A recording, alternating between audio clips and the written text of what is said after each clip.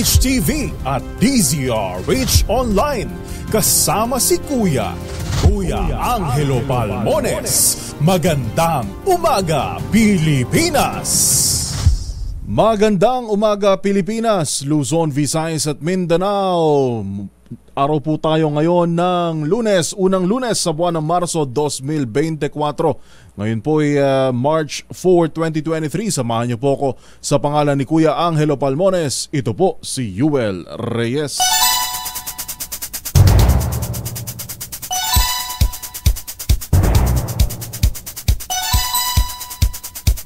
Sa ulo ng ating mga balita, pag-asa, walang inaasahang sama ng panahon ngayong linggo.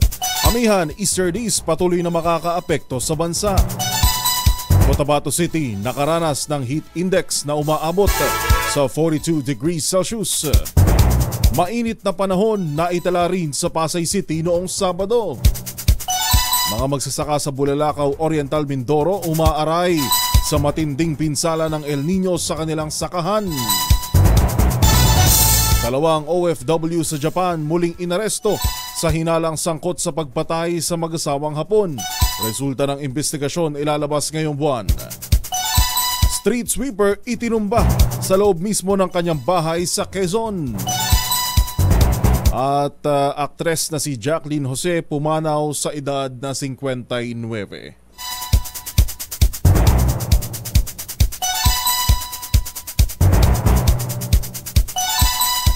Yan po ang ating headlines ngayong araw ng Lunes, March 4, 2024. Sa pangalan ng buong persa na DZRH News, inyo po makakasama sa 2 oras na balita at talakayan. Ito po si Yuel Reyes sa Magandang Umaga, Pilipinas! Magandang Umaga, Pilipinas!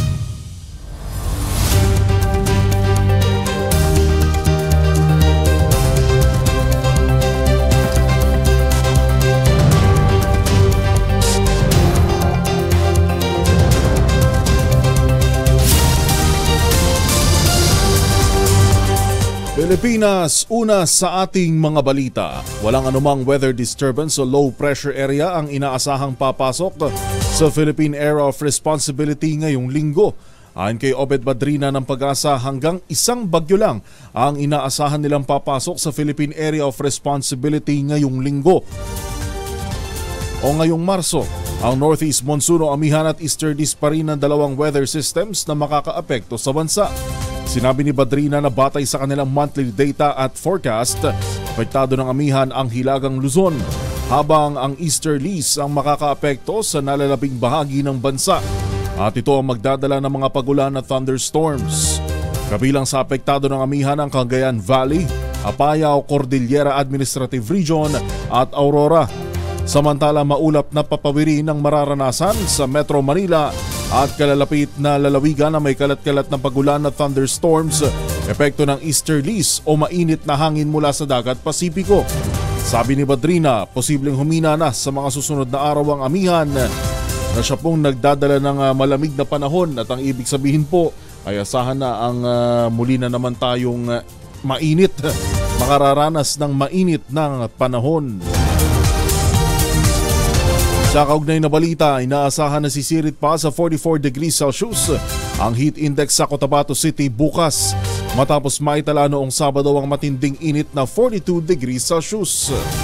Inilarawan ng Pag-asa na mapanganib ang heat index na nasa pagitan ng 42 hanggang 51 na maaaring magdulot ng heat cramps at pagkahapo o exhaustion at mauwi sa heat stroke.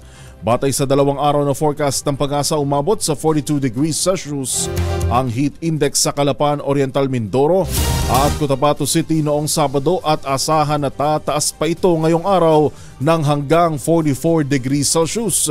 Umabot naman sa 36 degrees Celsius ang heat index sa Pasay City noong Sabado at maaaring tumaas pa sa 39 degrees Celsius bukas. Pinayuhan ng Pag-asa ang publiko na limitahan ang paglabas at panatilihing hydrated sa pamamagitan ng pag-inom ng maraming tubig. Sa pagdaya pa ng Pag-asa, maaaring umabot sa 40 degrees Celsius ang init factor o yun pong init na nararamdaman ng katawan ng tao sa Metro Manila at Northern Luzon sa mga susunod na araw. Epekto po yan ng El Nino phenomenon. Maganda umaga, Pilipinas!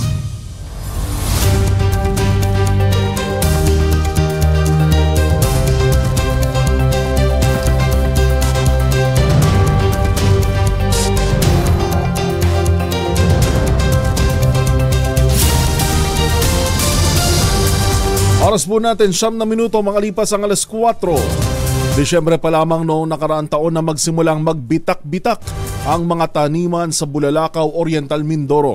Sinabi sa DZRH ni Romel de Guzman, Municipal Agriculturist, ganito kaaga ang naging epekto ng El Nino sa kanilang probinsya.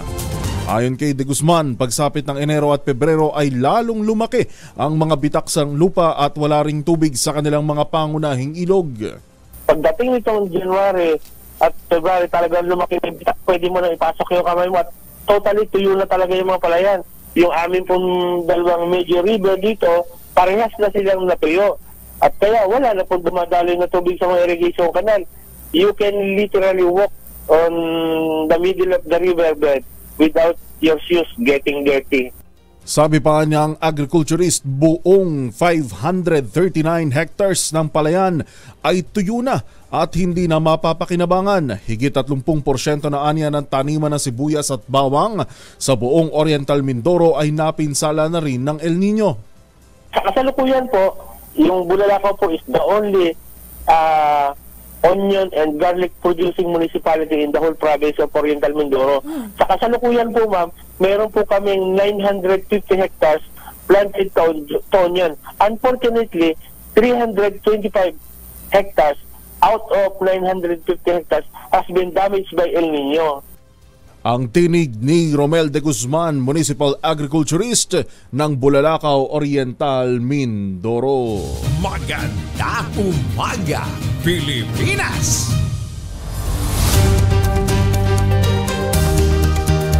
Sa kaugnay na balita, pinakamatindi ngayong taon ang naranasan ng Bulalakaw, Oriental Mindoro na epekto ng El Nino kumpara sa mga nakalipas na taon. Ito ang sinabi sa DZRH ni Romel de Guzman ukol sa naging mapinsalang epekto ng El Nino sa kanilang mga palayan. Sa katunayan, sa kanilang binisitang 3 ektaryang sakahan na karaniwang may hanggang 200 bags ang naaani bawat ektarya, ay umani lamang ito ngayon ng kakarampot na 9 na bag. Sabi pa ni de Guzman, kung hindi sana naapektuhan ng El Nino ang mga palayan, ay marami sana ang kanilang mga aanihin. Nagkaroon din po dito ng El Nino last 2010, kung saan in the middle of the day, yung mga kalabaw, baka, kambing ay matutumba na lang at mamamatay. Yung tinatawag natin na heat stroke. Pero this time, iba po talaga yung epekto ng El Nino. Talagang tuyong-tuyo ang mga riverbed. Wala talagang makunan ng tubig. Kaya yun, nasira yung mga palay. Ang ginawa ng mayari, just kasi pinakain na lang po sa kalabaw yung mga tanim nila ng palay. There was an previous episode ng El Nino dito, pero hindi ganito yung epekto. Sa iba pang mga balita, pinaiimbestigahan ng grupo ng mga magsasaka ang umano'y bilyones na pagbebenta ng palay ng mga nakalipas na liderato ng National Food Authority. Ayon kay Federation of Free Farmers National Manager Raul Montemayor, dapat itong isama ni DA Secretary Francisco Chu Laurel sa gumugulong na investigasyon sa NFA rice scam. Sinabi ni Montemayor na pinalabas din ng NFA na pasira at 3 hanggang 4 na buwan na sa kanilang mga bodega ang kabibili lang na palay para maibenta ito sa mga pribadong trader. Sa ilalim anya ng modus, late nang inilalabas ng NFA ang mga dokumento para palitawing matagal nang nakaimbak sa kanila ang mga palay. Pinaimbestigahan din ni Montemayor si whistleblower NFA Assistant Administrator for Operations Limuel Pagayunan dahil nakadestino siya noon sa marketing. Maganda umaga, Pilipinas! 14 na minuto makalipas ang alas 4. Sa iba pa nating mga balita, posibleng hatulan ng parusang bitay ang 2 Pilipinong muling inaresto sa Japan na itinuturong sospek sa pagpatay sa mag-asawang Hapon. Binanggit sa DZRH ni Foreign Affairs Undersecretary Eduardo De Vega na nakitaan ng mga pulis ng ebidensya na maaaring sangkot sina Brian De La Cruz at Hazel Ann Bagista sa actual murder. Batay sa Japanese media, may nakitang DNA ni De La Cruz sa mismong crime scene habang nakita rin ng DNA ni Bagista sa murder weapon. Muling iniimbestigahan ng mga otoridad ang pangyayari at inaasahan ngayong Marso malalaman ang magiging hatol sa dalawang OFW. Una nang inaresto sina De La Cruz at Bagista dahil sa pag-abandona sa labi ng mag-asawang Norihiro at Kimi Takahashi noong Enero. Pero ngayong time period para yung fiscal mag-imbestiga pa at lumabas ng charges, ang kaso, magsampa ng kaso sa korte. Malalaman natin bago matapos yung buwan ng Marso kung ano talaga yung final charges. Kasi dati po, abandonment. 3 years lang yan. Ngayon kung murder, maaaring death penalty yan. Yan po ang tinig ni Foreign Affairs Undersecretary Eduardo De Vega. Magandang umaga, Pilipinas!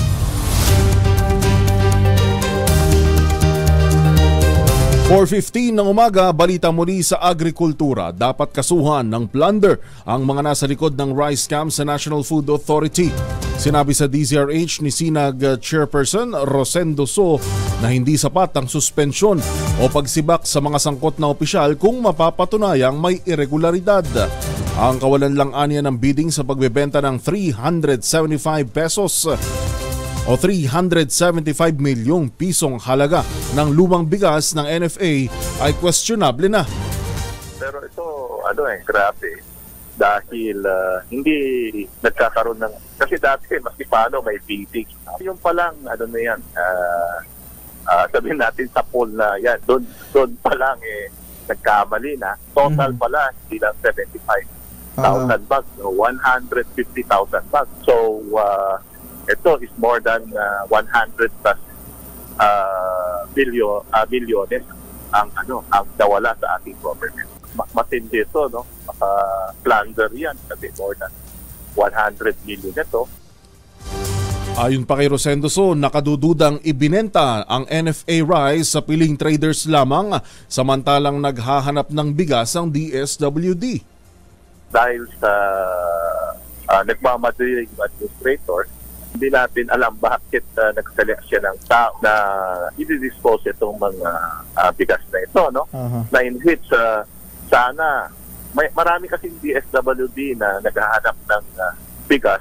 Maski si Senator Cynthia Villar, sabi niya, ako nga, nag-aasa ko ng assistance, wala mabigay ang NFA.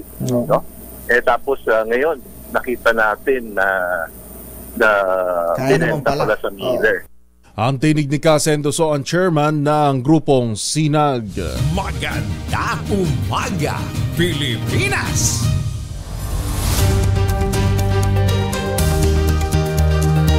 Ay, oras natin, 17 minuto na makalipas ang 4:00. Lunes ngayon, gising na, bangon na! Magandang umaga, Pilipinas! Malapit nang ilabas ang resulta ng investigasyon ng Department of Agriculture sa umano'y milyones na rice scam sa NFA. Sinabi ito ni DA Assistant Secretary Arnel de Mesa, bagamat walang binigay na deadline si Secretary Chu Laurel Jr. sa panel of investigators. Patuloy pa niyang binubusisi ng mga investigador ang umano'y irregularidad sa mga dokumentong inakyat na sa tanggapan ng kalihim. Ayon kay de Mesa, nais ni Laurel na maging patas ang investigasyon, kaya pinagbabakasyon niya muna ang mga isinasangkot at nagsasangkot sa anomalya.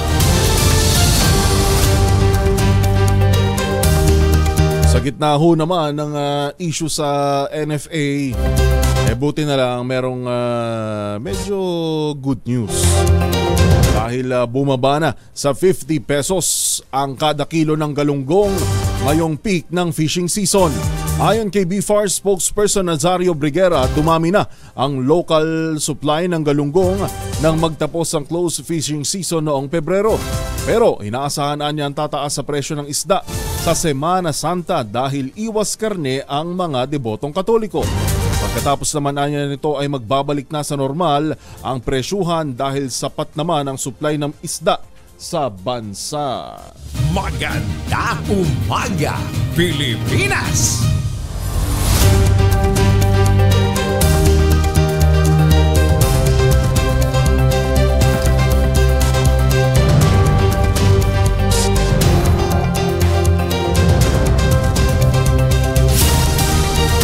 4:19 ang ating oras, ikinatuwa ng mga lider ng mahigit 600 mangingisda sa Aborlan, Palawan na apektado ang kabuhayan dahil sa West Philippine Sea issue. Ang mabilis na aksyon ni House Speaker Martin Romualdez sa kanilang mga problema nito pong Biyernes.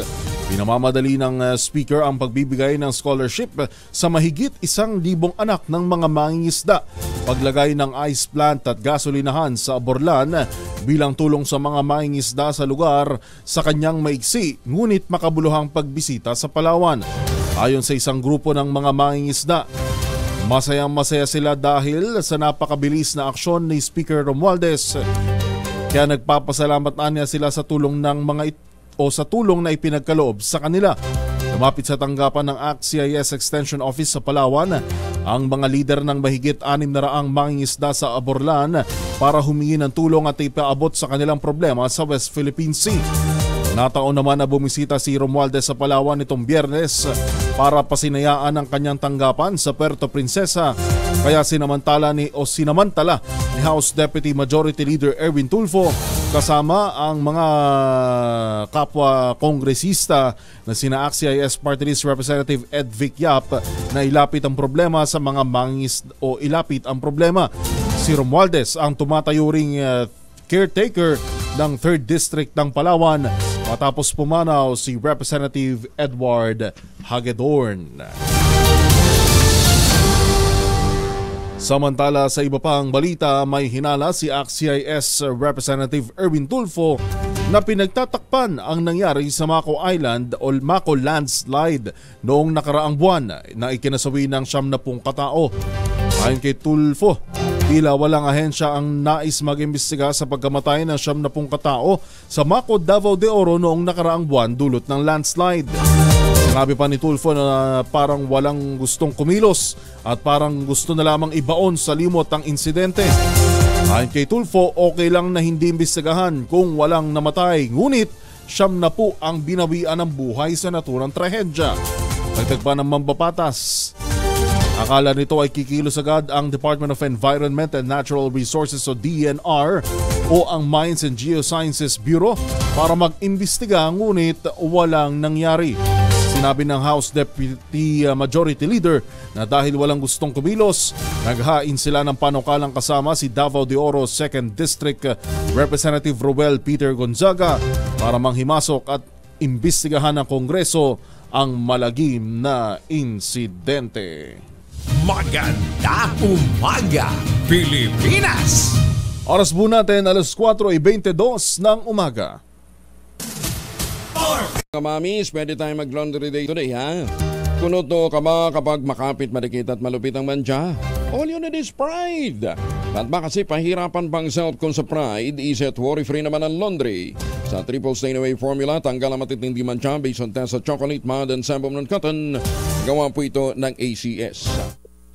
Maganda umaga, Pilipinas!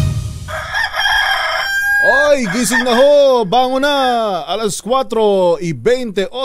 Magandang umaga! Magandang umaga, Pilipinas!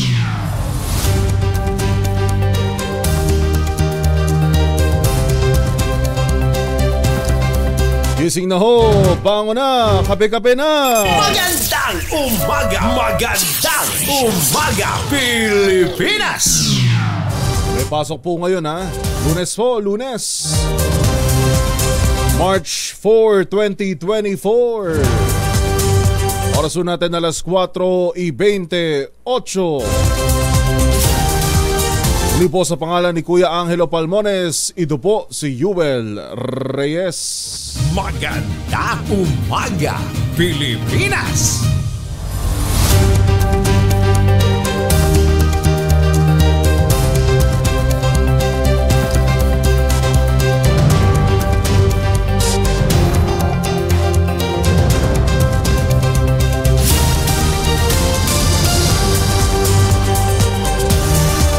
Sa iba pa nating mga balita, patay ang isang street sweeper matapos pagbabarilin sa loob mismo ng kanyang tahanan sa Candelaria, Quezon. Kinilala ng pulisya ang biktima na si Elizabeth Sabalporo, 47 anyos, residente ng barangay Malabanan Norte. Batay sa investigasyon, dakong alas 10:20 ng gabi, habang nagpapahinga lamang si Sabalporo sa loob ng kanyang bahay nang biglang may pumasok na lalaking nakasuot ng itim na jacket at itim na sombrero. Walang habas na binaril ng sospek sa ulo ang biktima gamit ang isang kalibre 45 pistol at agad na tumakas. Sa ngayon, nagsasagawa na ng manhunt operation ang mga otoridad upang matunto ng sospek at mapag-alaman ang motibo sa krimen. Magandang umaga, Pilipinas!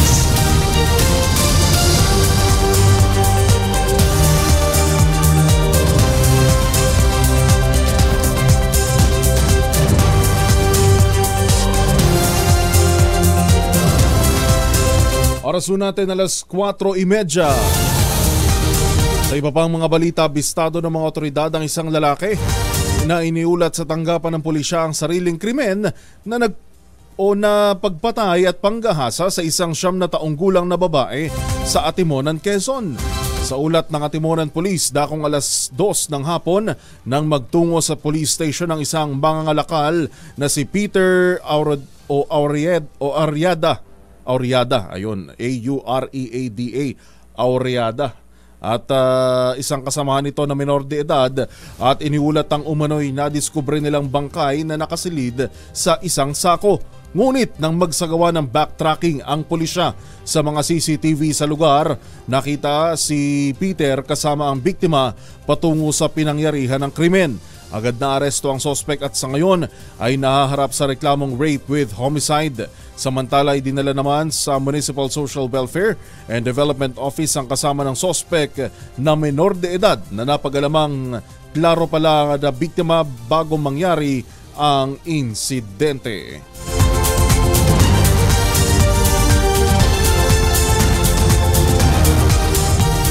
Isang minuto makalipas ang alas 4 ng umaga. Natagpuan ng 2 mangingisda ang nasa 5.3 milyong pisong halaga ng cocaine na nakalagay sa isang plastic container na nagpalutang-lutang sa karagatan ng Tandag City sa Surigao del Sur. Kinilala mga mangingisda na nag-turnover na ng cocaine na sina Junji Villaver, 36 anyos, at si Pasiano Villalba, 28 anyos. Ayon kay Brigadier General Kirby John Craft, Director ng Police Regional Office 3 o 13, nakakompress sa isang plastic ang cocaine na may timbang na 1 kilo. Binigyan naman ng cash reward at food provisions ang 2 mangingisda dahil sa kanilang ginawang pag-turnover ng illegal na droga. Yun sana, para laging makahikayat din sa ating mga kababayan na pag may mga nakitang ganitong insidente, nakitang krimen, may nakitang droga o kung ano pa mang mga kontrabando, hindi na mahikayat to at hindi palampasin lang, mahikayat na i-report sa mga otoridad at hindi walang bahala na lamang. Dahil marami hong ganyan na hindi na na-report, nakikita. Pero nahahayaan na lamang sa kalsada dahil ano nga naman ang kanilang mapapala. Magandang umaga! Magandang umaga, Pilipinas!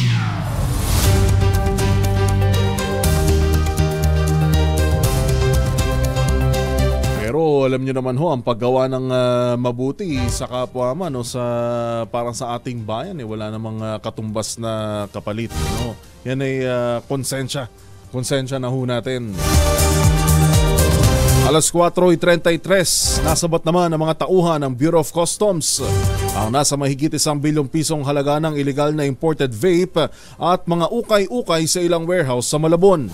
Ayon kay Customs Commissioner Bienvenido Rubio, nasa 20 warehouse sa barangay Potrero, Malabon ang natukoy na pinag-imbakan ng mga inangkat na vape. Batay din sa ulat ni Customs Intelligence and Investigation Service Director Bernie Enciso, tinatayang 899 milyong piso ang kabuang halaga ng mga nasabat na vape. Samantala sa pagpapatuloy ng kanilang operasyon sa 15 pang warehouse, pati bang ukay-ukay items naman na pinaghihinalaan ding illegal na inangkat ang natuklasan at tinatayang nagkakahalaga ng higit 174 milyong piso. Sa ngayon, patuloy ang kanilang isinasagawang investigasyon sa mga bodega upang isailalim ito sa inventory ng mga customs examiner mula sa Port of Manila. Magandang umaga, Pilipinas! Ang atin pong oras, 35 minuto makalipas na ang alas 4. Bangkay ng magsasaka natagpo ang sunog sa bukid sa Malasique, Pangasinan. Sa detalye, RH38, Freddy Fajardo. Freddy. Laking gulat ng ilang residente nung makita ang bangkay ng lalaki sa gitna ng bukid sa Barangay Aliaga, Malasique pasado alas 11 kahapon ng umaga. Sa investigasyon, nakasubsob ang biktima at sunog ang kalahati ng damit nito at tula ng buhay ng matagpuan ang 43 anyos na biktima na residente ng nasabing lugar. Sa pagsisiyasat ng PNP, nabatid na nagsusunog ng pinag-anihan ng maisang biktima na pinalalagay na maaring inatake ito dahil na rin sa init ng araw at nadarang pa sa kanyang sinisilaban, kaya bumagsak ito padapa sa apoy dahilan ng kanyang pagkamatay. Mula sa Action Radio Pangasinan, ito si Freddy Fajardo, tuloy-tuloy sa pagbabalita, tuloy-tuloy sa serbisyo. Sama-sama tayo, Pilipino. Maraming salamat, Freddy Fajardo. Tumagas ang 3,000 litro ng muriatic acid matapos masira ang isang chemical tanker sa Quirino Avenue sa Maynila kahapon. Sa report ni RH5 Val Gonzales, naputol ang tubo ng tanker sa trailer truck na minamaneho ng 36 anyos na si Dominador Evangelista. Ayon sa Manila Special Rescue Force, nasira ang chassis ng chemical tanker na nagresulta sa pagtagas ng karga nitong concentrated hydrochloric acid. Dahil malapit sa drainage ang aksidente, nilusaw at pinatagas na lang ng mga otoridad ang muriatic acid para maiwasan po ang panganib. Yan yung maamoy nyo pa lang, kita nyo na po sa mga nanonood sa atin sa RH TV. Kita nyo kung gaano kalakas. Yun hong actually binobomba na ho ng tubig ito kaya hindi naman yan yung mismo yung muriatic acid, binobomba na rin ng tubig para makatulong na makapag-flush doon ho sa naturang chemical. Napakadelikado ho niyan, lalo ho sa ating mga kalusugan. Kaya pag nagdilinis pa nga lang ho tayo ng CR, kung sino ang mga relate na naglilinis ng CR gamit ang muriatic acid o kung ano-ano pa man, lababo o kaya naman sa kanilang mga bakuran, napakasakit ho niyan sa lalamunan. Parang nanunuot, parang gumagapang. May kung anong sumusuntok sa dibdib. Kaya napaka delikado. Kaya hindi basta-basta ang packaging yan pag bumili ka niyan sa supermarket, yan yung mga makakapal yung bote.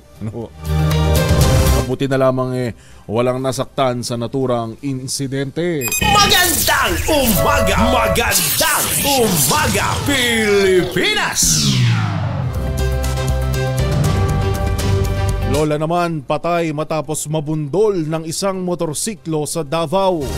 Buong detalye, Jun Suter ng Aksyon Radyo Davao. Jun?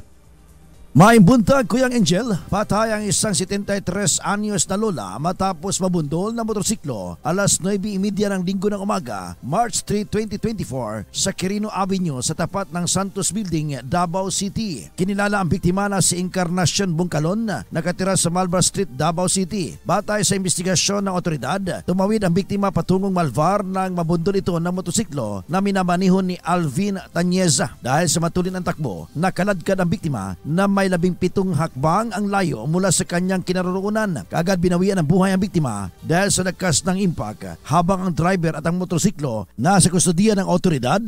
Kasong reckless driving resulted to homicide ang kakaharapin ng driver. Mula sa Action Radio Davao, June Suter, para sa kauna-unahan sa Pilipinas, DZRH. Tuloy-tuloy sa pagbabalita, tuloy-tuloy sa serbisyo. Sama-sama tayo, Pilipino. Magandang umaga! Magandang umaga, Pilipinas! Maraming salamat, June Suter. Pansamantala namang isinaraan ng MMDA ang northbound lane ng Quirino Avenue mula Osmeña Highway hanggang Pedro Hill Street kahapon ng umaga. Ito'y dahil sa nag-leak na hydrochloric acid mula sa isang tanker. Ayon sa driver na si Dominador Evangelista, kargado ng 3,000 litro ng hydrochloric acid ang tanker nang masira ang chassis nito habang bumabiyahe sila mula Laguna patungong Bulacan. Sa report naman ni Inspector Charles Bacoco ng Manila Special Rescue Force, posibleng dahil sa bilis ng truck at dinaanan nitong mga lubak sa Quirino Avenue kaya nasira at nag-leak ang sasakyan. Alas 4:40, 20 minuto na lang, alas 5 na. Nagpahayag ng suporta si Senator Christopher Bongo para sa tulong-dunong program ng Commission on Higher Education o CHED na idinisenyo upang magkaloob ng tulong pinansyal sa mga indigent students na naghahanap ng mas mataas na education opportunities at naging critical pathway para sa maraming na maisulong ang kanilang academic dreams. Kaugnay nito, laking pasalamat naman ng mga scholars sa Senado dahil sa kanyang patuloy na advokasya at pagsusumikap na makatulong na makapag-aral ang mga indigent patients. Ayon kay Christine Yanga, isa sa mga benepisyaryo ng programa at 4th year graduating student ng University of Perpetual Help sa Calambas City, Laguna, labis ang kanyang pasasalamat sa senador dahil sa tulong at suporta nito sa kagaya niyang scholar sa pamamagitan ng scholarship program ng CHED. Sa kanyang pagdalo sa naturang Recognition Day, pinuri naman ni Gon na miyembro ng Senate Committee on Basic Education ang mga scholars dahil sa kanilang pinaghirapang educational achievements. Nabatid na malaki ang naging papel ni Go sa pagsusulong na magkaroon ng sapat na pondo para sa scholarships ng mga mag-aaral sa buong bansa sa pamamagitan ng Tulong-Dunong Program o TDP. Ang kanyang walang tigil na pagsusumikap ang siyang naging dahilan kung bakit ang mga kabataang Pinoy ay may access ngayon sa dekalidad na tertiary education.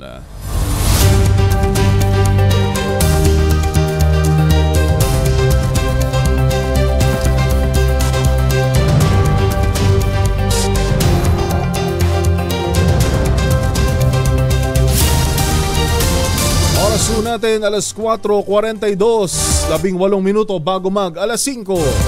Sa iba pa nating mga balita, hindi pa kumbinsido si Senadora Amy Marcos sa panukalang gawing legal ang medical marijuana sa bansa. Ayon sa Senadora, hindi siya kasama sa 13 senador na lumagda sa Senate Committee Report 210 dahil nakulangan siya sa safeguards nito. Hindi pa kasi anya malinaw ang Senate Bill 2573 at walang mahigpit na probisyon kaya naniniwala siyang dapat pa itong pag-aralang maigi. Natatakot si Senadora Marcos na maabuso ang panukala lalo't hindi anya nakadetalye rito kung sino ang mamamahala. Magbabantay, manghuhuli at magpaparusa sakaling mauwi sa recreational o ang medical use. Partikular na nais makita ng senadora ang paghihigpit sa regulation, control at enforcement sa panukalang batas. Palagay ko okay, pero detalyahin pa natin ang todo-todo para mahigpit na mahigpit siya. Kasi hindi klaro sa akin kung sino ang mamamahala, sino magpaparusa, sinong huhuli, sino magde-determine kung talagang medical, ano yung gagawin pag nahuling hindi pala medical. Ang hirap kasi ng enforcement niyan nakita ko na.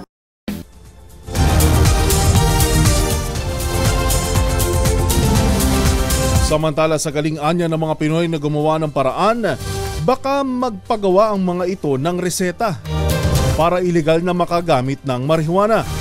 Pinaalala rin ng mambabatas na sinasabi ng mga doktor na itinuturing na gateway drug ang marijuana sa ipinagbabawal na gamot at madali ring kumuha ng pekeng PWD ID para magkaroon ng access dito. Dagdag pa ni Senator Marcos, kung hindi hihigpitan ng todo ang paggamit ng marijuana bilang gamot, baka matulad ang Pilipinas sa ibang bansa na nauwi sa recreational o libangan ang medical marijuana. Alam ninyo, I haven't signed it. I have very clear knowledge of the compassionate use of marijuana because I'm a glaucoma patient. Katulad ng nanay ko, katulad ng side ng nanay ko, lahat kami may tama sa mata.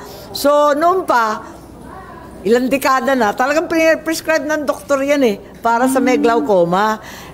Yun yung mga medical purpose. Kaya lang, binabasa ko yung bill, gusto ko mas mahigpit kung sino yung authority. Sino talaga mamamahala, hindi masyadong maliwanag sa akin. Ikalawa, nakita natin sa iba't ibang bansa, sa US, sa iba't ibang states, tapos ngayon yung recent na tinitingnan natin, yung Thailand. Sasabihin nila, medical use lamang. Pero dun sa enforcement, sa implementation, imposibleng gawin. Kasi may mahahanap talaga na dahilan. Kesa may back pain, kesa may kung ano-anong problema. Ang tinig ni Senator Amy Marcos. Bagong balita, bagong impormasyon. Kasama si Kuyang Angelo Palmones. Magandang umaga, Pilipinas! Alas 4:45. Mga misis, amoy araw ba si Bunso pag-uwi galing ng eskwela by Dalian sa germs sa katawan na para labanan ang may araw at may pawis gumamit ng Shield Bath Soap regularly. Ang Vitamin Shield sa paglaban sa germs versus another brand by Shea Butter, pampalambot ang kuti sa presyong abot kaya $12.50 SRP. Kaya mga misis ay challenge you. Subukan ang Shield Bath Soap galit sa sakit may malasakit. Sulit na sulit. Magandang umaga, Pilipinas!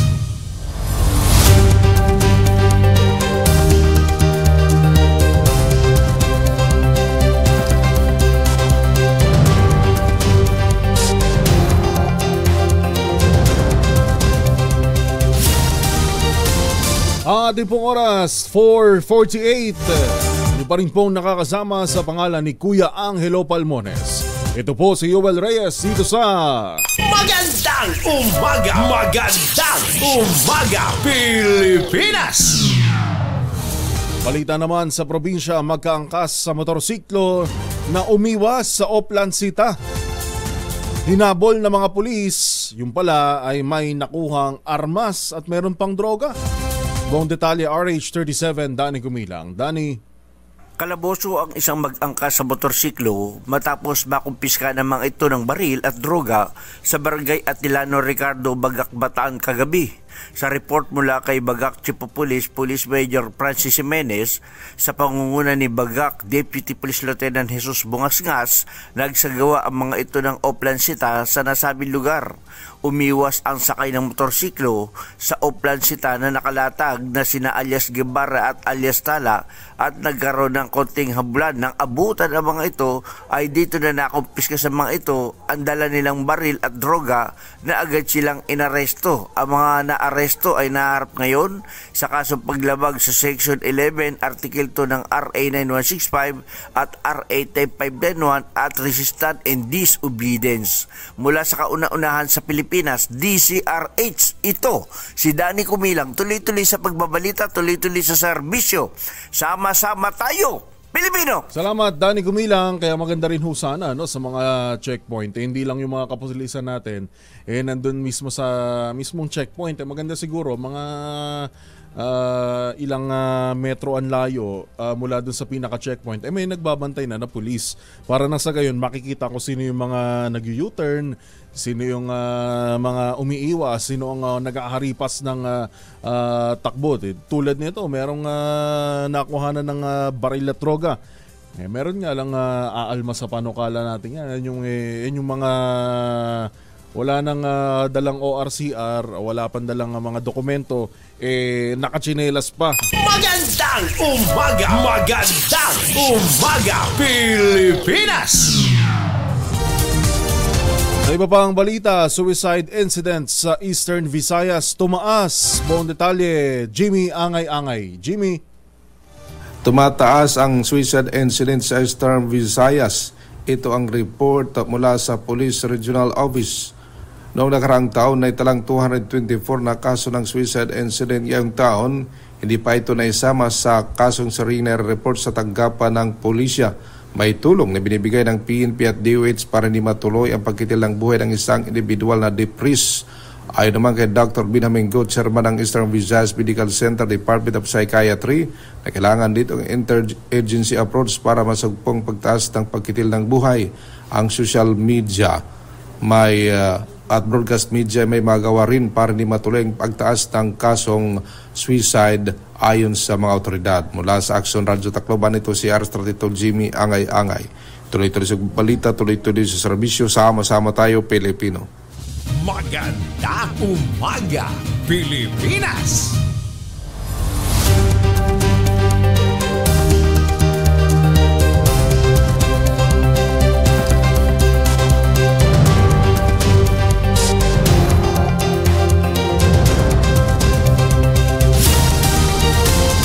Ang oras natin, 8 minuto na lang, alas 5 na. Magandang umaga, Pilipinas! Inaresto ng Bureau of Immigration ang 13 Vietnamese na illegal na nag-ooperate ng 4 na health spa at clinic sa Metro Manila. Ayon kay Commissioner Norman Tansinco, ang mga inarestong dayuhan ay mula sa 2 clinic sa Makati, 1 clinic sa Parañaque at 1 rin sa Pasay. Kinasuhan na ang 13 Vietnamese matapos na walang maipakitang permit at visa nang sila ay maaresto. Kasalukuyan silang nasa BI Detention Facility sa Taguig habang pinoproseso ang kanilang deportasyon. 4:53 ang ating oras. Online gambling. Kasiraan umano sa moral ng kabataan. Sino nagsabi niyan? RH41, Lakay Romy Gonzales. Lakay Romy. Ikinibahala ni Senator Lito Lapid ang paglipanan ng advertisements para sa online gambling sa mga social media platforms sa bansa. Sa panayam kay Senator Lito Lapid sa Baguio City, sinabi niya na delikadong malulung sa online gambling ang mga kabataan na maagang ma-expose sa pamagitan ng social media platforms gaya ng Facebook, X, Instagram at TikTok. Ito rin anya makasisira sa kanilang moralidad at pagpapahalaga kung hindi maagapan ng gobyerno. Anya, kung ang kabataan ay nakalulusot sa paglalaro ng online gaming, paano natin sila palalakihin ng maayos at may moralidad sa buhay? Nakalulungkot na masisira ang pagpapahalaga ng ating mga kabataan sa masamang bisyong ito at posibleng maitaya pa nila ang kanilang konting baon sa eskwela. At ang masaklap, baka maging mitya pa ito ng pag-uumit sa kanilang mga magulang at matuto rin na rin silang magnakaw. Para sa kauna-unan sa Pilipinas DZRH, ito si Romy Gonzales, tuloy-tuloy sa pagbabalita, tuloy-tuloy sa serbisyo, sama-sama tayo Pilipino. Maraming salamat Romy Gonzales. Sa iba pang mga balita, sinibak ng Korte Suprema sa serbisyo ang isang hukom sa Oriental Mindoro matapos mabuking na nanghihingi ng suhol sa mga abogado, may kaso at local elective officials. Sa desisyon ng Supreme Court en banc, napatunayang guilty si Judge Edralyn Reyes ng Rojas Oriental Mindoro, RTC Branch 43 sa kasong gross misconduct. Pinababawi rin ng SC ang mga retirement at iba pang benepisyo ni Reyes maliban sa leave credits at pinagmumulta rin ito ng 17,500 pesos lang. Kababa para dun ho sa pangingikil, no? Pangingi na suhol sa mga abogado may kaso at mga lokal na opisyal. Pinagmumulta ho ng 17,500 pesos. Pero habang buhay rin naman itong diskwalipikadong magtrabaho sa anumang sangayo o ahensya ng gobyerno kabilang sa government-owned or controlled corporations o GOCC.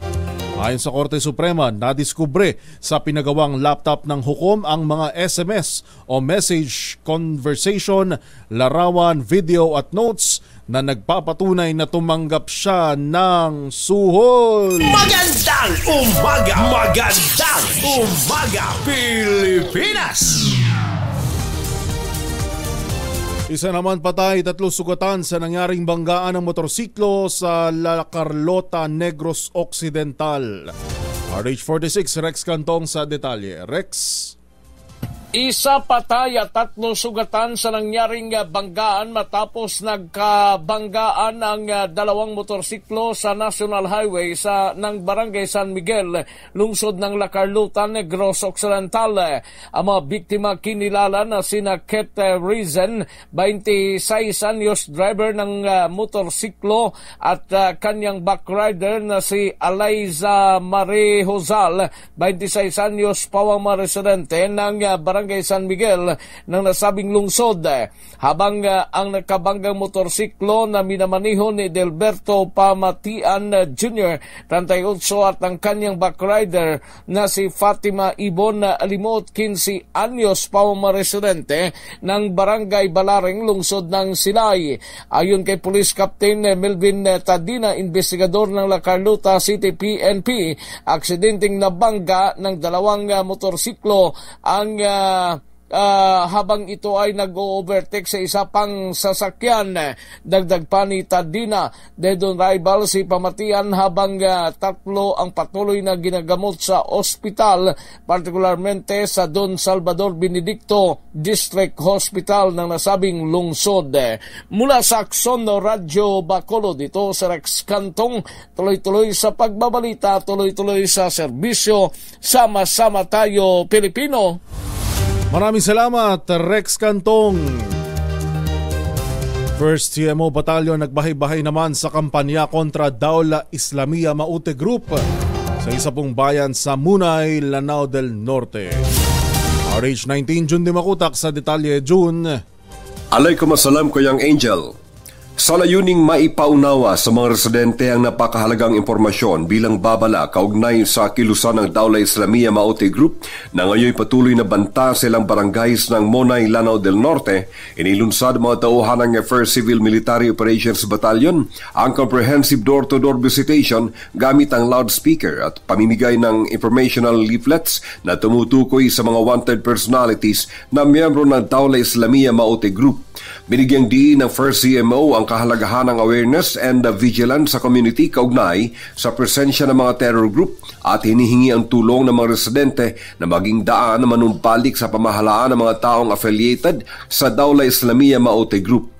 At sinisiguro ng AFP ang kaligtasan ng mga returnees na matulungan sila sa pagproseso ng iklip na magbibigay daan sa kanila para sa suportang pinansyal at mga programang pangkabuhayan na magagamit nila sa pagbabalik sa mainstream society.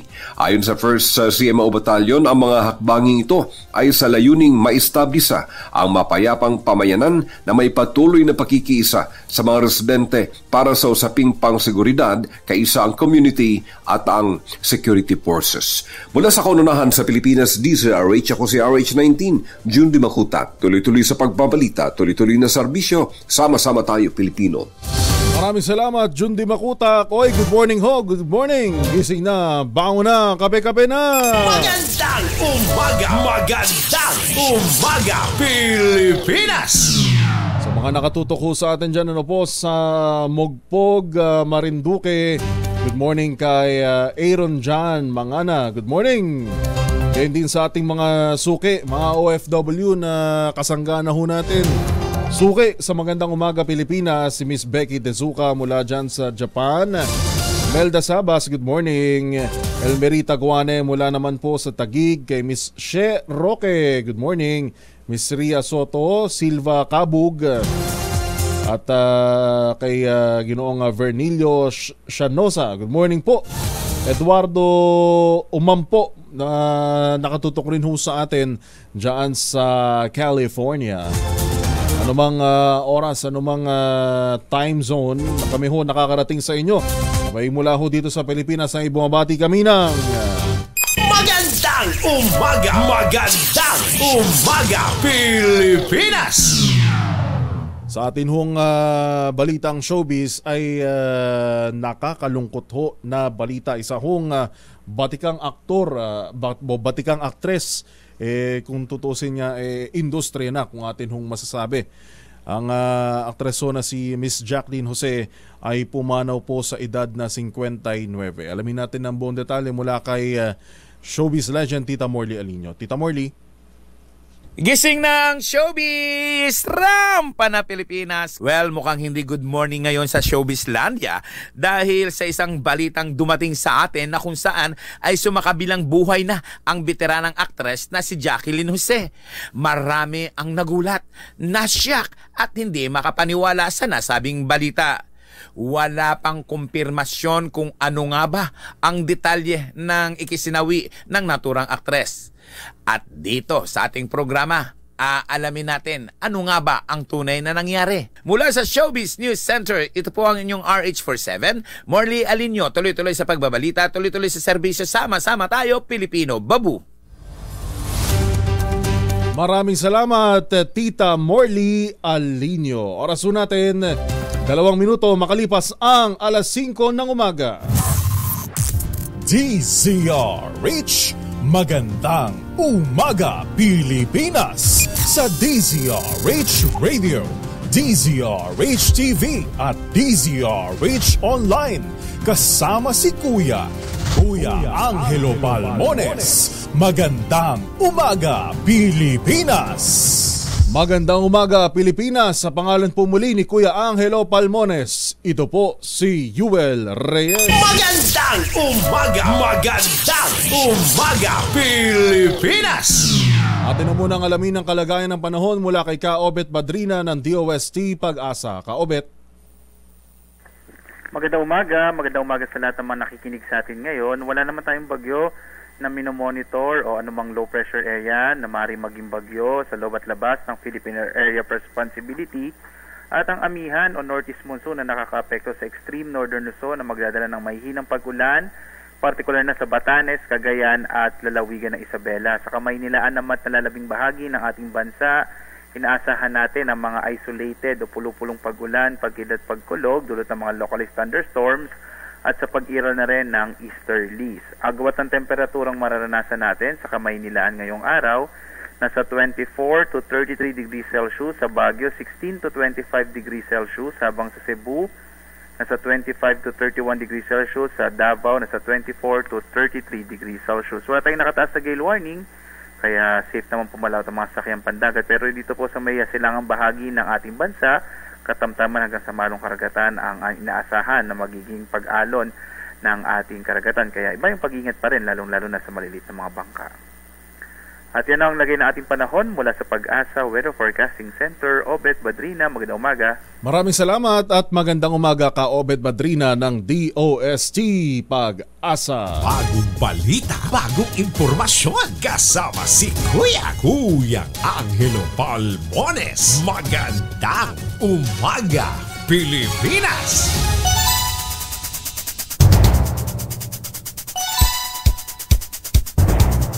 Sa ulo ng ating mga balita. Magandang umaga Pilipinas. Dagdag bawas sa presyo ng mga produktong petrolyo asahan bukas. Cotabato City nakaranas ng heat index na umaabot sa 42 degrees Celsius. Mainit na panahon na itala rin sa Pasay City. Mga magsasaka sa Bulalakaw Occidental o Oriental Mindoro umaaray sa matinding pinsala ng El Nino sa kanilang sakahan. 2 OFW sa Japan muling inaresto sa hinalang sangkot sa pagpatay sa mag-asawang Hapon. Street sweeper itinumba sa loob mismo ng kanyang bahay sa Quezon. At aktres na si Jacqueline Jose pumanaw po sa edad na 59. Yan po ang ulo ng ating mga balita ngayong A4 sa buwan ng Pebrero 2024. Sa pangalan po ni Kuya Angelo Palmones, ito po si Yuel Reyes para sa Magandang Umaga Pilipinas. Magandang umaga Pilipinas.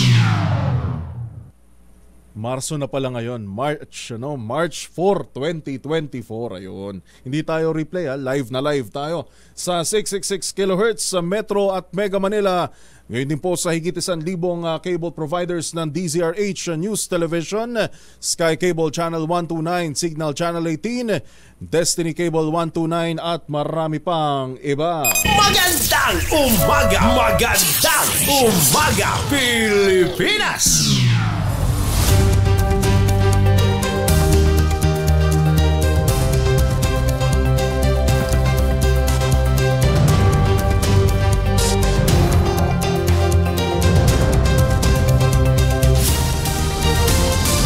6 na minuto makalipas ang alas 5. Asahan po na tataas na naman ang presyo ng gasolina bukas. Sa pagtaya ng Unioil, posibleng maglaro sa 50 centavos hanggang 70 centavos ang taas presyo sa kada litro ng gasolina.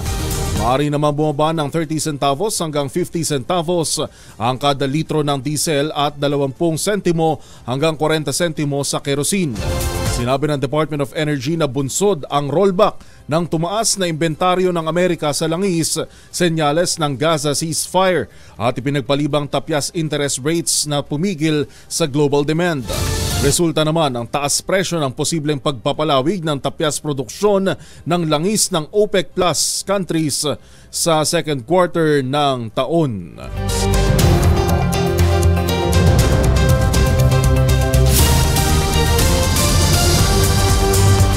Ang ating pong oras, 5:07 ng umaga.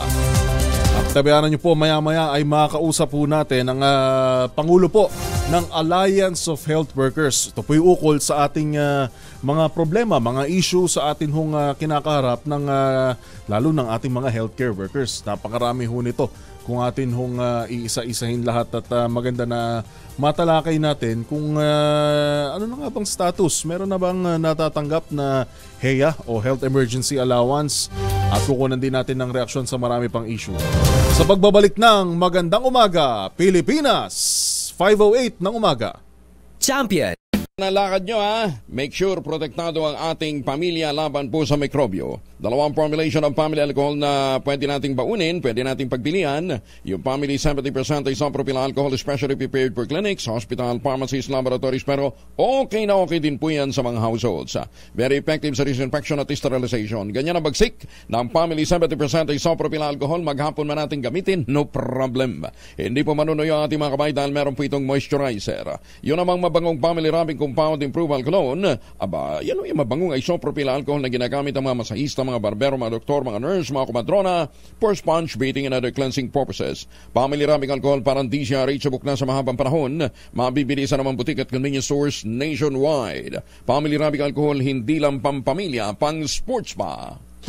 Maganda Umaga, Pilipinas! Oras natin, 11 minuto makalipas na ang alas 5 ng umaga.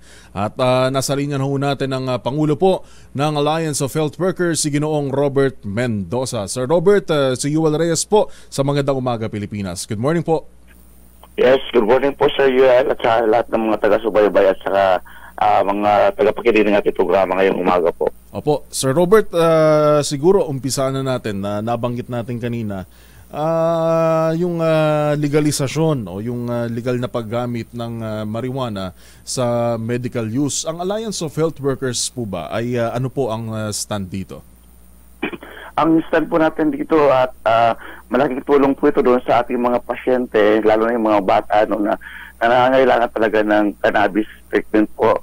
So, kung nasa batas naman po ito at kung may sa batas na po ito at malaking tulong ito sa atin kasi talagang marami namang scientific na mga pag-aaral na talagang malaking tulong nito doon sa may mga seizure disorder ng mga kabataan. So, pabor tayo dyan pero kailangan talagang i-regulate ng maayos para hindi naman maabuso.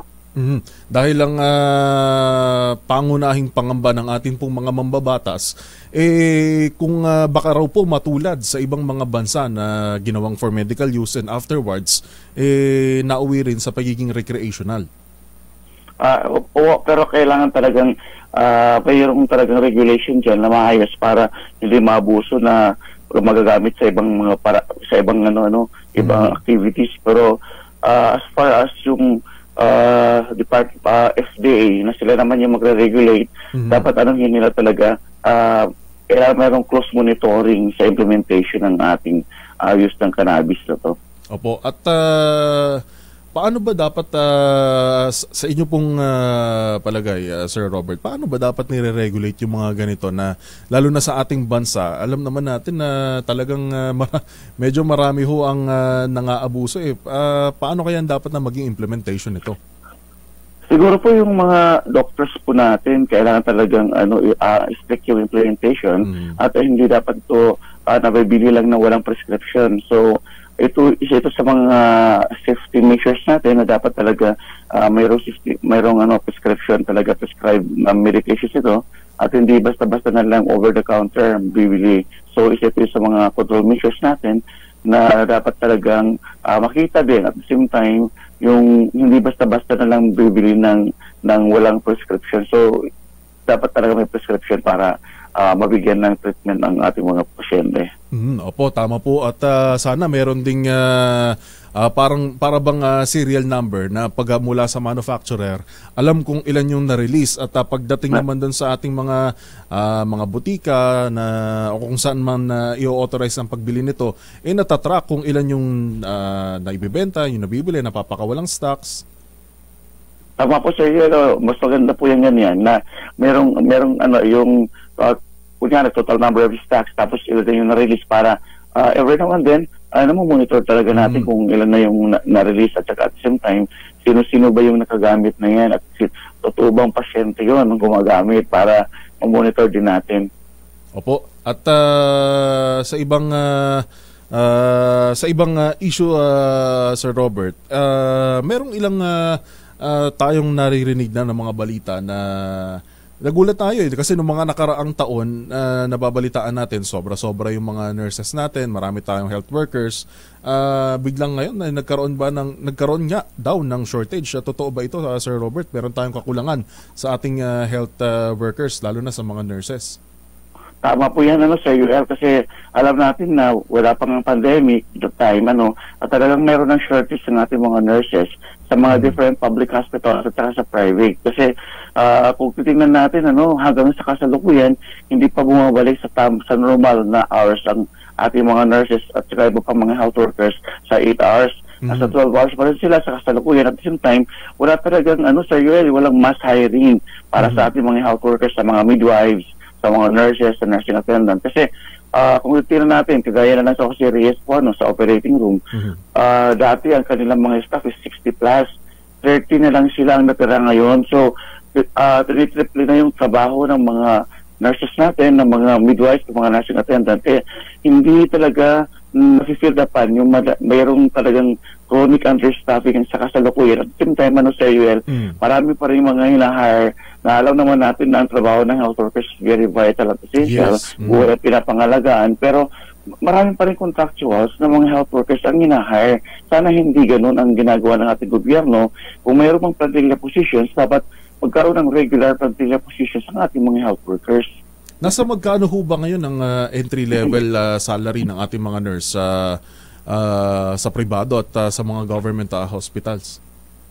Sa public po, Sir UL, ang ating entry salary for the nurses ay nasa salary grade 15, almost 36,000, pero mas mababa pa ng mga nurses natin sahod sa mga private, pero mas sumasahod ng 10,000 to 15. Meron pa pong ganon. At dahil nga devolve yung ating healthcare system, mayroon pa mga nurses natin sa mga region na 8,000 lang ang kanilang sahod. At the same time, hindi mga nurses ang item nila sa UL. Nursing attendant ang item nila, pero ang trabaho nila mga nurse sila. Pero mga registered ho ito, registered nurse? Yes, mga registered po sila. Kasi kagagaling natin sa ibang probinsya. Ganyan po nangyayari sa ibang LGUs po. Kaya exploited yung ating mga nurses, at dapat talaga pagtuunan ng pansin ng ating gobyerno ng Department of Health ang mga issues sa ganito, kasi demoralize ang ating mga healthcare workers, hindi na nga binibigay ang iba pang mga benepisyo, mababa ang pasahod sa ngayon, ay hindi talaga nakabubuhay ng sahod ng ating mga health workers. Kaya nga panawagan po namin para sa grade 1 entry salary dapat 33,000, at yung ating mga nurses, both public and private, dapat nasa 50,000 yung entry salary para mabuhay ng maayos. Dahil alam naman natin na tumaas at sumirit ang ating mga pangunahing bilihin, at hindi na talaga kakayanin yung ating mga health workers, especially nurses and midwives, na talagang marami nang umaalis ang ating bansa dahil na sa kababaan ng sahod na hindi po nakabubuhay. Given ho doon sa nakakalungkot ho na sitwasyon ho ng ating mga nurse, ano ho ang ano naman ho itong sabi nila na pantulong doon sa kakulangan ng ating mga nurse na clinical care associates o yung tinatawag na CCAs?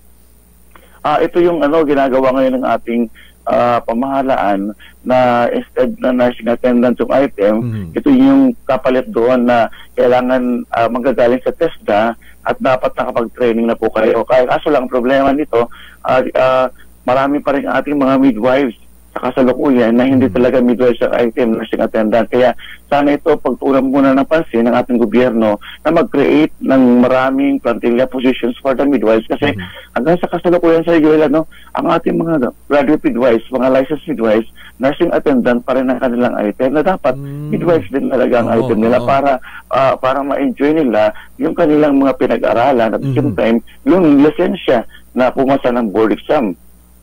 Dahil para magkaroon din ng parang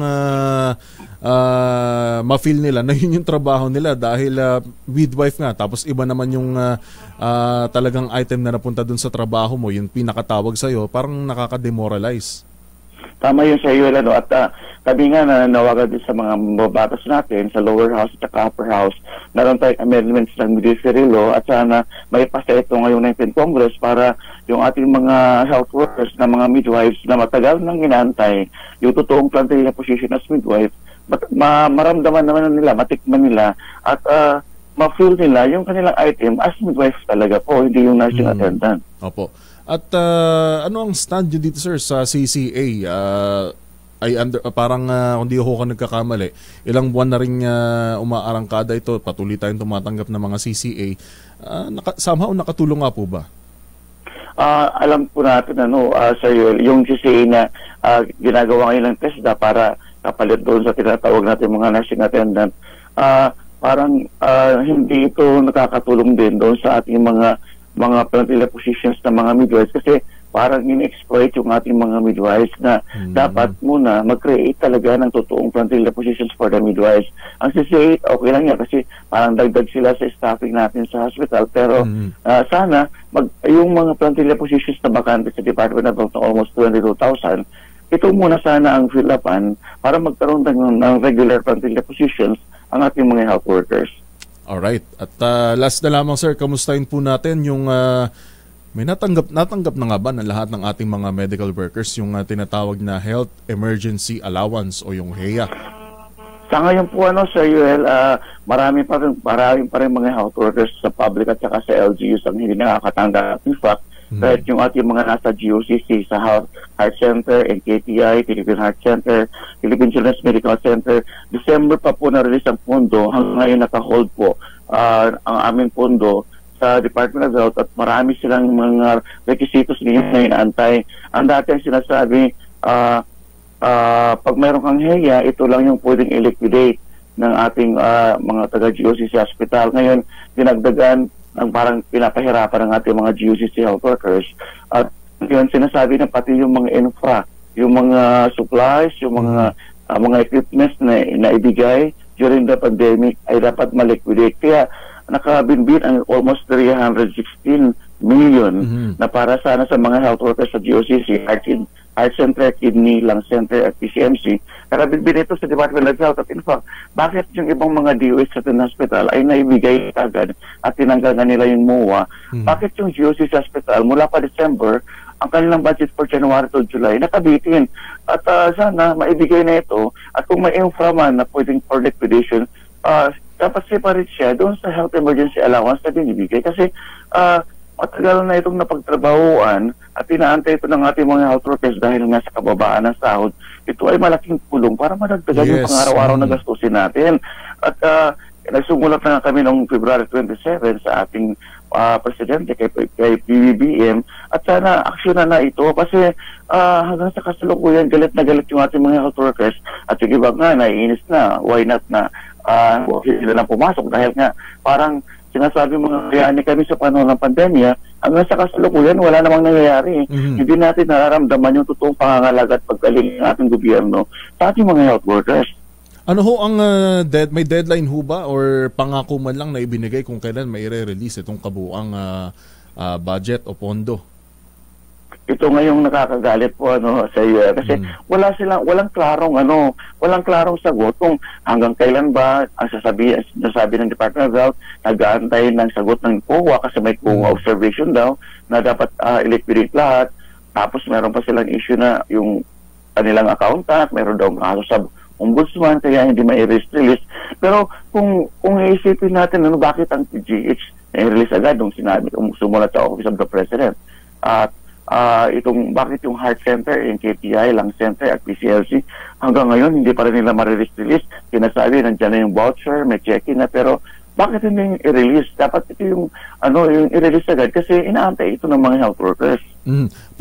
Ulitin ho natin, pag sinabi ho mga GOCC sa hospital, ito ho yung mga katulad ng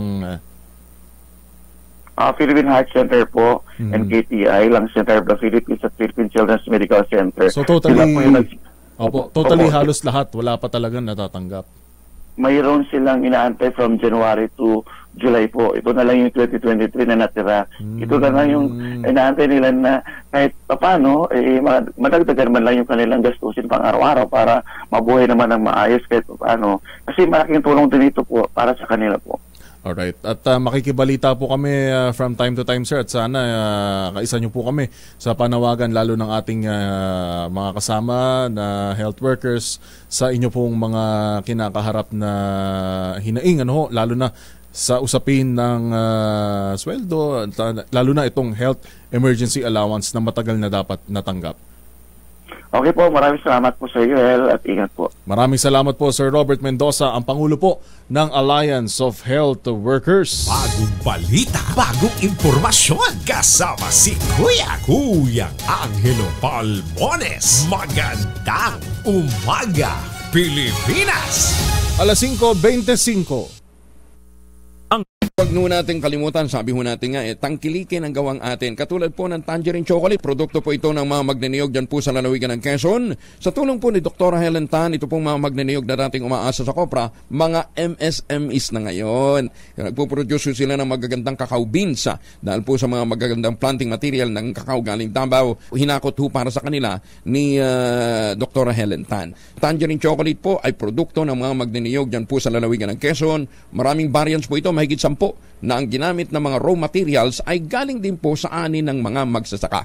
Kaya tangkilikin po natin ang gawang atin. Available sa 0919-095-5935 o dili kaya i-check po ninyo online, tangerinechocolate.ph. Sabi nga po ni Dr. Helen Tan, sino bang magmamalasakit sa Pilipino kundi ang kapwa Pilipino? Kaya sana tangkilikin natin ang gawang atin.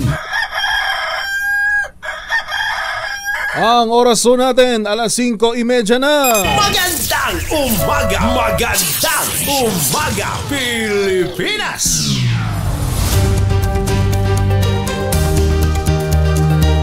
Balik po tayo sa ating mga balita. Tinutulan ng Labor Group Federation of Free Workers ang hirit na gawing utay-utay ang legislated wage hike o yung pong taas sahod sa pribadong sektor. Ayon kay FFW Women's Network Vice President Arta Maines, patatamlayin lang nito ang ekonomiya na mas makikinabang sana sa isang bagsakang wage hike. Idiniin ng Labor Group na mahalagang palakasin ang purchasing power ng mga manggagawa upang mapasigla ang economic activities. Sabi ni Maines, hihina ang economic stimulus kapag ginawang installment ang aumento sa sahod. 31 minuto makalipas ang 5:00 ng umaga. Prioridad ngayon ng pamahalaan ang paghahanap ng mga paraan para maibsan ang paghihirap ng tao, lalo na sa araw-araw na gastusin. Ito ang tugon ni House Speaker Martin Romualdez sa tanong kung ano ang ginagawa ng pamahalaan para makatulong sa mataas na presyo ng mga bilihin. Ayon kay Romualdez, hindi lang kasi naha-highlight pero halos linggo-linggo namimigay ng mga cash at bigas ang Administrasyong Marcos sa mga probinsya at inuuna lang ang mga nasa laylayan ng lipunan. Dagdag pa ni Romualdez, maraming programa ang Marcos administration tulad ng scholarship sa TESDA, livelihood at business opportunities sa mga gustong magkaroon ng munting negosyo at cash assistance katulad ng AICS o AICS ng DSWD.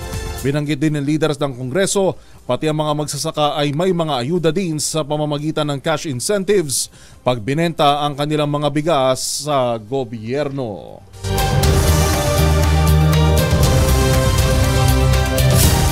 Inanunsyo naman ni Japanese Ambassador Koshikawa Kazuhiko ang pagtatapos ng kanyang diplomatic mission sa Pilipinas at ang pagtapak naman ng papalit sa kanya na si Endo Kazuya. Matapos ng 3 taon at 3 buwan, formal nang magpapaalam si Koshikawa bilang envoy sa Pilipinas sa Marso 5. Una rito, nakipagkita pa ang ambassador kay Pangulong Bongbong Marcos Jr. bago ito lumipad patungong Australia kung saan pinasalamatan siya ni Marcos sa pagpapalakas ng Philippine-Japan relations. Nakatanggap din si Koshikawa ng Order of Sikatuna mula sa palasyo bilang pagkilala sa naging makabuluhan na kontribusyon nito sa bansa. Pinalot ulit ng dilim ang ilang bahagi ng Panay at Negros Islands matapos na nangyaring malawakang power outage sa Western Visayas. Ayon sa National Grid Corporation of the Philippines, ang power outage ay bunsod ng unplanned shutdown o biglaang pagbigay ng 3 units ng Panay Energy Development Corporation na mayroong 318 megawatts na kapasidad. Naibalik lang ang kuryente sa lugar dakong alas 12 ng hating gabi noong pong Sabado. Base sa NGCP, ang 167 megawatts ng kuryente ay mula sa Panay Power Plants habang 102 megawatts naman ang hinugot muna sa ibang planta. Una ho rito ay nagkaroon ho ng sunog malapit sa kanilang transmission tower, pero pagdilinaw ho ng NGCP hindi ho yun yung naging dahilan ng biglaang pag-shutdown ng mga planta. At yun ay bunsod ng unplanned o yung pong biglaang pag-shutdown ng pinakamalaking planta na nagsusupply ho sa kanila ng kuryente. Ang ating pong oras, 4:34 ng umaga. Isang libro naman ang inilunsad ng Bureau of Customs upang mas madaling maintindihan ang mga proseso sa aduana. Ang librong Compendium on Customs Disposal Processes ay gawa ni na Customs Commissioner Bienvenido Rubio, Chief of Staff ng Office of the Commissioner na si Attorney Marlon Agaceta at Legal Service Director na si Attorney Tristan Langkay. Laman ng libro mga proseso sa BOC, ang pagsasagawa nito ng mga investigasyon at pagresolba sa mga kaso na mula sa ilang dekadang karanasan ng mga opisyal ng ahensya. Ayon kay Commissioner Rubio, ang libro ay makatutulong sa mga kasalukuyang opisyal ng Bureau of Customs, gayon din sa mga bagong pasok sa ahensya. Nasa libro rin ang mga batas at regulasyon na sinusunod ng Customs gaya ng Customs Modernization and Tariff Act, Tariff and Customs Code of the Philippines, Customs Administration Orders at mga Custom Memorandum Order. Kasama rin dito ang mga bagong disenyo o desisyon ng Korte Suprema kaugnay ng mga isinampa at kinaharap na kaso ng ahensya.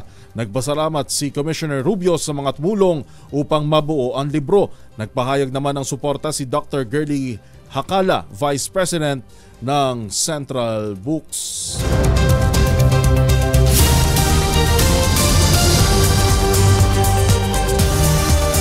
Sa iba pang balita, mabagal na pagpapatupad naman ng National ID. Yung inyong hubang National ID ay kamusta na kaya? Ba yung akin after 3 years natanggap din. Yung inyo una natin natanggap yung papel. At akala ko yun na lang yung ibibigay na National ID. Dumating din naman yung card matapos sa 1 taon. Anong update dyan? RH12, Miss Milky Regunan. Miss Milky? Kinundina sa Kamara ang mabagal na pagpapatupad ng Philippine Identification System o National ID bukod sa mareklamo na hindi ito tinatanggap bilang proof of identity dahil walang lagda ang nagmamay-ari. Ayon kay Surigao del Norte Representative Robert Ace Barbers, isa sa pangunahing may akda ng Republic Act 11055, 6 na taon na ang nakalilipas simula ng maisabatas pero marami pa rin ang hindi nakatatanggap ng kadalang National ID. Sabi ni Barbers, sa mga nakatanggap na, hindi umano kinikilala ang National ID dahil sa kawalan ng specimen signature. Hiniling ni Barbers sa Philippine Statistics Authority na maglabas ng kabuoang bilang ng actual registration at kung ilan na ama na ipamahaging ID. Una rito, sinabi ng PSA, target ng 50 million PhilSys ID na maipamahagi sa taong 2022 pero walang report kung nakuha na ang target. Sa batas, layunin ng PhilSys na magkaroon ng National ID ang bawat Pilipino para para hindi na kailan pang magsumite ng iba't ibang government IDs kapag may mga transaksyon sa gobyerno maging sa pribadong sektor. Para sa kauna-una sa Pilipinas, DZRH, ako si Milky Gunan. Tuloy-tuloy sa pagbabalita, tuloy-tuloy sa serbisyo, sama-sama tayo, Pilipino. Maraming salamat, Miss Milky Regonan. Magandang umaga, Pilipinas! Binigyan din naman ni Senator Bongo ang importansya ng sanitation ng tubig sa pagsasalita nito sa Philippine Association of Water Districts National Convention sa SMX Convention Center sa Davao City. Tinalakay sa convention ang pagpapaunlad ng sanitation at serbisyo ng pagbibigay ng clean drinking water supply lalo sa mga mahihirap na mamamayan. Ayon kay Go, partikular na dapat maisagawa ang mga hakbang sa paglilinis ng tubig na mainom ay katulad sa mga remote areas o yun pong mga lugar na walang direktang access sa malinis na tubig. Maliban dito, isinagawa din sa convention ang induction ng mga bagong Philippine Association of Water Districts o PAWD officers. Kinilala naman ni Speaker Ferdinand Martin Romualdez ang desisyon ng Philippine Health Insurance Corporation o PhilHealth na dagdagan ang mga benepisyo o benefit package para sa breast cancer patient. Kasabay ng pag-iit nito na palawigin ang iba pang health package at serbisyong ibinigay ng PhilHealth kasama ang proseso para sa early detection ng cancer. Ginawa ni Speaker Romualdez ang pahayag matapos i-anunsyo ng PhilHealth na itataas ng 1,400% ang Z-benefit package para sa mga breast cancer patient na nangangahulugan na mula 100,000 ay magiging 1.4 milyong piso na ang halaga ng benepisyong ito. Kinilala rin ni Romualdez ang kahalagahan na matugunan ang pangangailangan ng mga breast cancer patient at pinuri ang PhilHealth sa hakbang nito upang mapaganda ang benefit package para sa kanila. Magandang umaga, Pilipinas!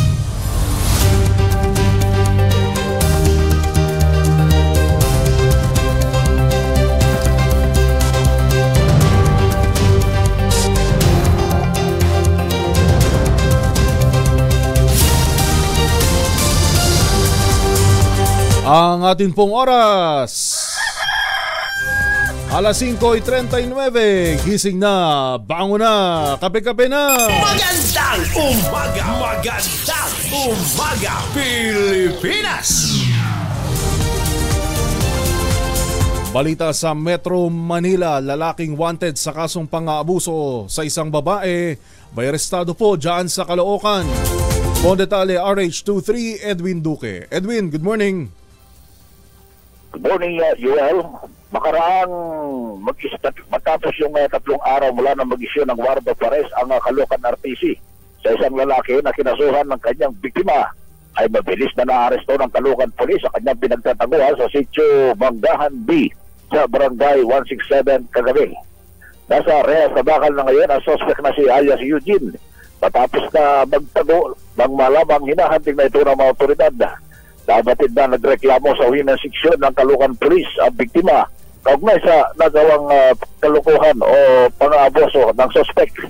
Kahapon ay makarang matanggap ng Caloocan Police ang inisyong warrant of arrest ni Judge Barbara Alele Hernandez Briones ang Family Court Branch 1 sa Caloocan sa kasong paglabag sa Section 5A of RA 9262 ay agad na hinanap ang suspect dahilan ng kanyang pagkaka-aresto. Wala pa rin sa kaunara sa Pilipinas, di sa rin sa Kusares 23. Edwin Duque, tuloy-tuloy sa pagbabalita, tuloy-tuloy sa serbisyo. Sama-sama tayo, Pilipino. Maraming salamat, Edwin Duque. Arestado naman ang isang lalaki na nanutok ng baril sa gitna ng road rage incident sa P. Tuazon Boulevard sa Cubao, Quezon City.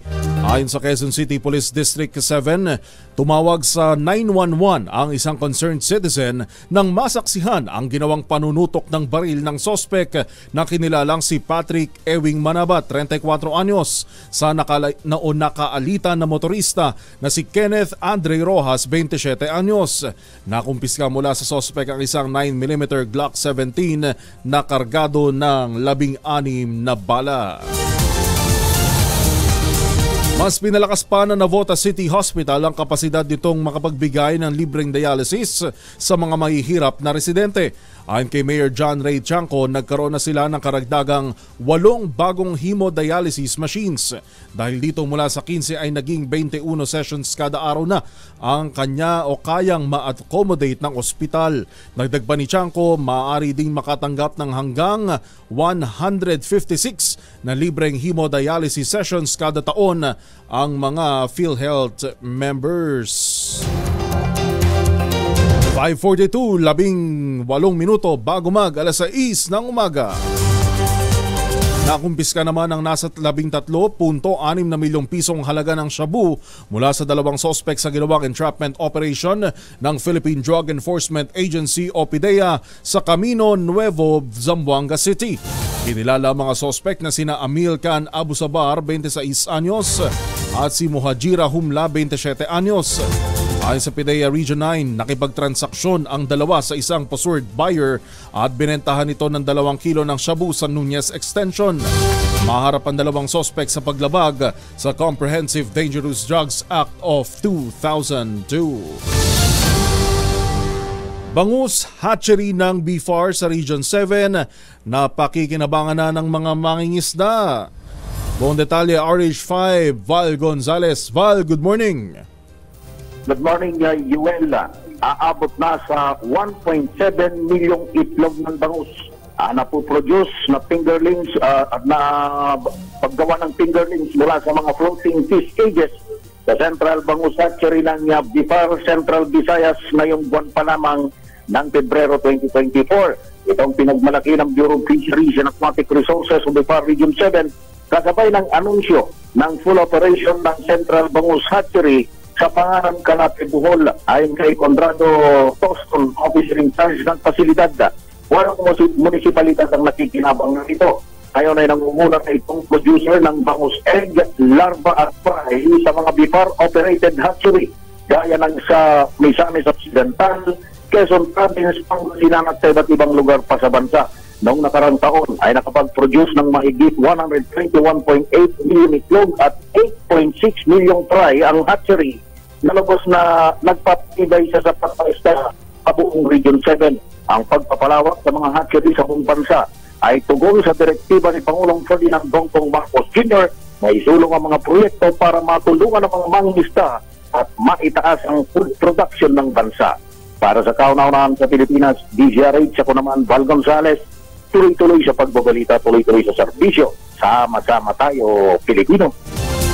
Maraming salamat, RH5, Val Gonzales. Bagong balita, bagong impormasyon. Kasama si Kuya Angelo Palmones. Magandang umaga, Pilipinas! Okay, good morning ho muli sa lahat ng mga nakatutok sa atin dyan sa Naik Public Market. Good morning po at ganun din sa iba't ibang mga lalawigan.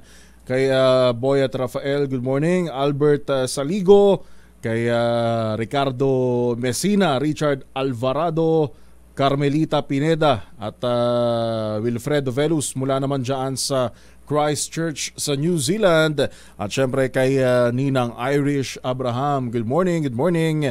Welcome po sa Magandang Umaga Pilipinas. Babalikan ho natin ang ilan pang reports at mga balita. Oras 5:45 ng umaga.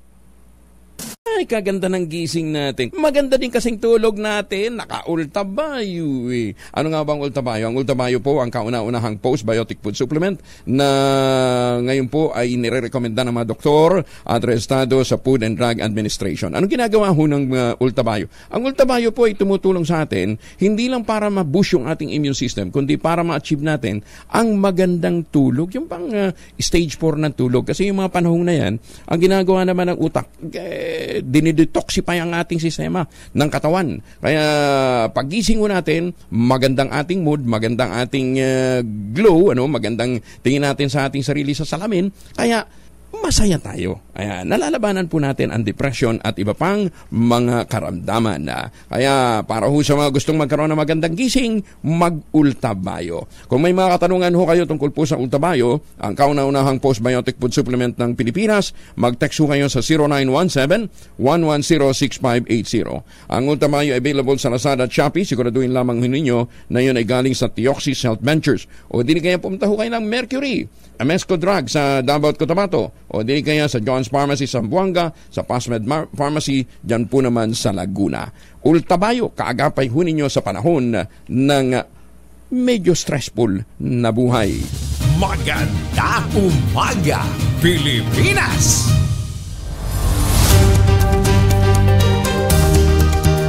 @5:51. Gising na ho, bango na, kape-kape na. Magandang umaga, Pilipinas! Bago tayo tumuko dyan sa pinag-aagawang Makati Park and Garden, balita mo na sa Senado bilang ng mga senador na tutol sa tsa-tsa. Madaling makuha ayon sa isang senador. Buong detalye RH28 Raymond Adbaas. Raymond. Di hamak na mas madaling kunin ang bilang ng mga senador na tutol sa charter change o tsa-tsa kaysa sa pabor nito. Ito ang paniniwala ni Senate Minority Leader Aquilino Coco Pimentel III kasunod ng mainit pa ring usapin sa tsa-tsa. Agad nagbilang ang senador na mula sa kanila ni Senador Risa Hontiveros na kanyang kasamaan sa Senate Minority ay mukhang sasamahan na sila ng mag-inang Senador Cynthia Villar at anak na si Senador Mark Villar. Para kay Pimentel, madali na itong madagdagan kaysa sa 3/4 vote o 18 boto na kailangan pabor sa tsa-tsa. Sa naunang panayam kay Senador Cynthia Villar, walang epekto sa ekonomiya ang isinusulong na economic tsa-tsa na nilalaman ng Resolution of Both Houses No. 6. Di ni Villar, ang kailangan ng mga dayuhang ni malalaking negosyante na kanya nakakausap ay ang problema sa ease of doing business at matinding corruption. Narito si Senador Cynthia Villar.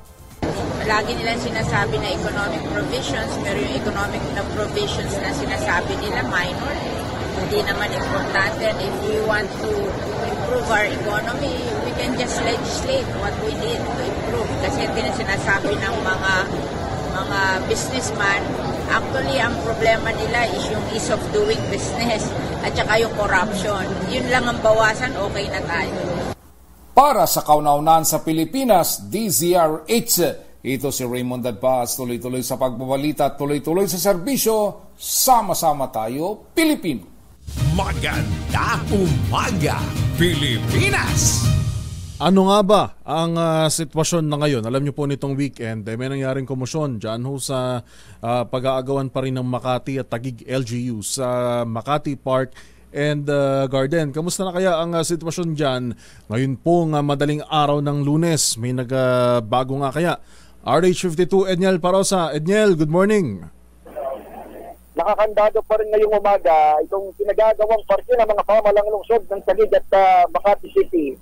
Sakop ito ng Barangay West Rembo, isa doon sa 10 barangay na ibinigay na nga ng Korte Suprema sa jurisdiksyon ng Taguig City LGU. Sarado ito may entrance ng Makati Park and Garden dito sa may JP Rizal, kanto ng Loton. Matapos itong stand-off ng dalawang LGU personnel noong Biyernes. Nasa loob ng ilang mga tao ng Makati City Government ay ginigiwit sa Makati na property itong parke. Habang nakatent naman sa labas yung mga tuwa ng Public Order and Safety ng Taguig. May mga kapulisan dito yung Taguig City sa labas. Di lamang natin masyado pang matanaw sa loob yung itsura ng mga tao. Maya-maya ating papasukin. Subukan pasukin itong nasabing property. Pero sinasabi ng mga kausap sa labas, umahalma itong mga Taguig LGU dahil hindi naman umano totoong itinulong nila yung mga pauhan ng Makati. Sa halip ay ibang nebusan papasok yung mga taga Makati sa ligarang bahagi ng parke dahilan para makapagkampo rin umano sila sa loob kahit ipinasara na ito ng Taguig City Government kahapon.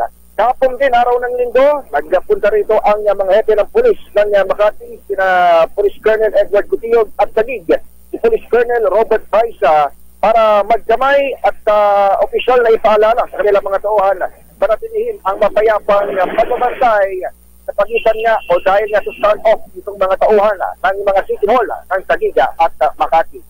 Para sa kauna-unahan sa Pilipinas, Danger H, ito si Edniel Parosa. Tuloy-tuloy sa pagbabalita, tuloy-tuloy sa servisyo, Sama-sama tayo, Pilipino. Maraming salamat, RH52 Edniel Parosa. Maganda umaga, Pilipinas!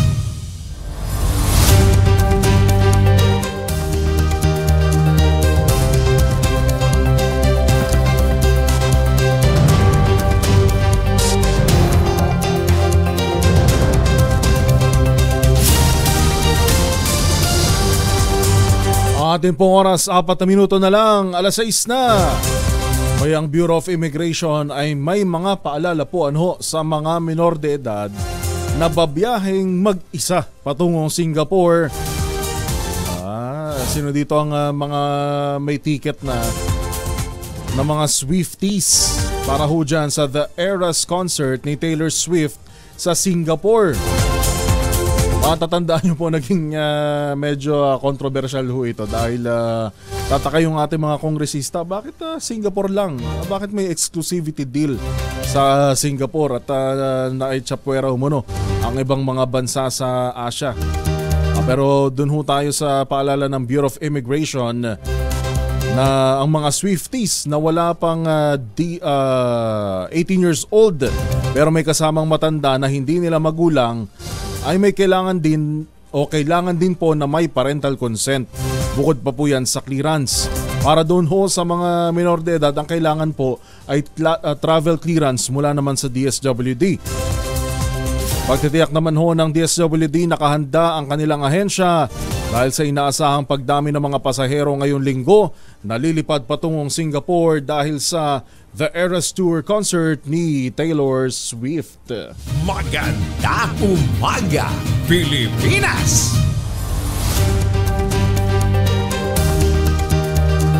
Mag-showbiz na po tayo, tahanang pinakamasaya yung pong pumalit sa Itbulaga sa GMA7. Bakit nga kaya biglang sinibak? Ang buong detalye iatid ng ating isa pang showbiz legend, Tita Gorgie Rula. Tita Gorgie.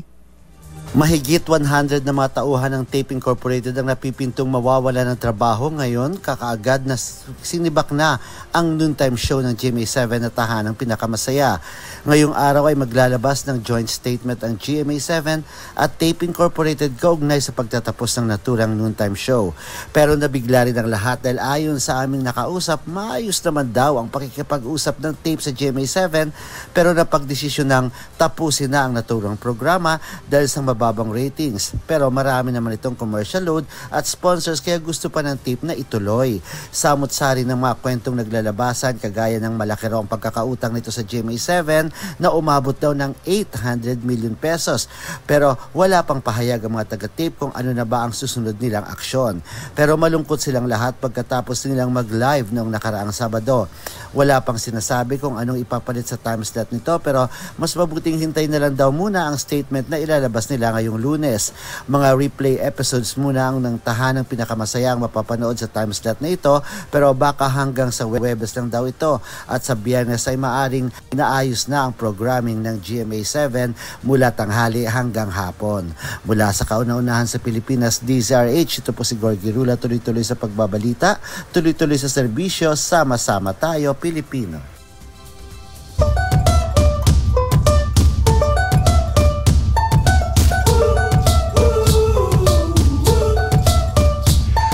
Yan na po ang kabuuan ng mga balitang itinampok sa Magandang Umaga Pilipinas. Sa pangalan po ni Kuya Angel, Kuya Angelo Palmones, ingat-ingat po tayo lahat. Stay safe. Ito po si Joel Reyes. Magkita-kita po muli tayo bukas dito sa Magandang Umaga Pilipinas. Magandang Umaga! Magandang Umaga Pilipinas!